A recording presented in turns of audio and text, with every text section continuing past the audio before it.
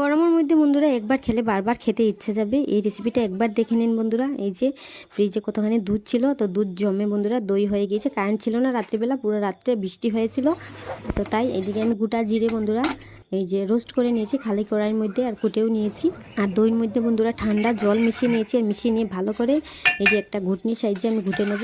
আর এখানে বিট নুন, চিনি আর এই যে গোটা জিরে আমি রোস্ট করেছিলাম ওগুলো দিয়ে দিয়েছি। আর একটা মগের সাইজে বন্ধুরা এইভাবে এবার দুবার তিনবার এইভাবে করে নেব। আর দিকে দেখুন কয়েকটা আইস কিউবও নিয়ে নিয়েছি। তো আমার রেডি হয়ে গিয়েছে বন্ধুরা ছাঁচগুলো।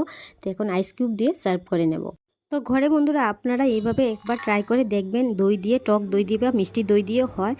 আর এই যে দেখুন ডেকোরেশন করে নিচ্ছি বন্ধুরা, অল্প জিরের গুঁড়ো উপর থেকে দিয়েছি, আর রেস্টুরেন্ট স্টাইল এই যে লেবু একটা চাকচা করে কেটে দিয়ে দিয়েছি। তো সবাইকে সার্ভ করে নিই বন্ধুরা। কেমন লাগলো রেসিপিটা অবশ্যই কমেন্ট করে বলবেন। তো আজকের জন্য এতটুকু বন্ধুরা, আবার দেখা হবে নেক্সট কোনো রেসিপি নিয়ে, নেক্সট কোনো ব্লগে। তো টাটা, বাই বাই।